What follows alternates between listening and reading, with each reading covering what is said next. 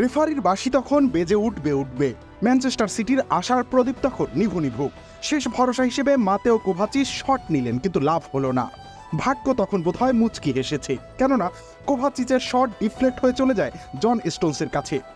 একেবারে বিনা বাধায় বল জালে জড়ান স্টোনস, নিজেদের সর্বোচ্চ নিংড়ে দিয়ে 1 পয়েন্ট পায় ম্যান সিটি। এতটুকুতে হয়তো আপনার মনে হবে পেপ গার্দিওলার দল বুঝি সংগ্রাম করেছে আর্সেনালের বিপক্ষে, কিন্তু পুরো ম্যাচের গল্প পড়লে বদলে যাবে। ৭৮ ভাগ বলের দখলে রেখেছিল বর্তমান চ্যাম্পিয়নরা, গোল মুখে শট নিয়েছে ৩৩টি, বিপরীতে হজম করেছে মাত্র 5টি। পরিসংখ্যান দেখে বোঝার উপায় নেই দুই পরাশক্তির লড়াই হয়েছে।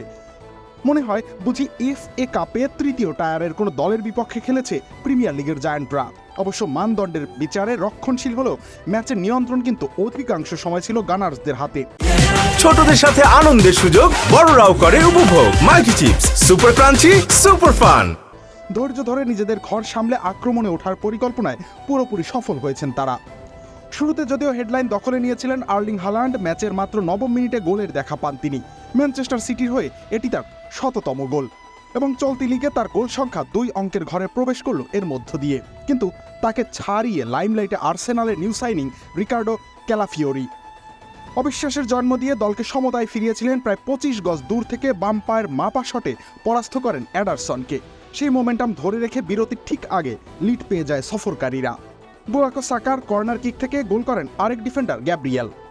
রক্ষণভাগের দুই সেনানির গোলে এগিয়ে গিয়েছে দলটি, তবে সেটা রক্ষণভাগের উপরে আরও চাপ বাড়িয়ে দিয়েছে। দ্বিতীয়ার্ধে অল আউট অ্যাটাক শুরু করে ম্যান সিটি। লিওনার্দো ট্রসওয়ার্ডের লাল কার্ড সেই কাজটা আরও সহজ করে দিয়েছে, তবুও আকাঙ্ক্ষিত গোলের দেখা পায়নি সহজে, অপেক্ষা করতে হয়েছে।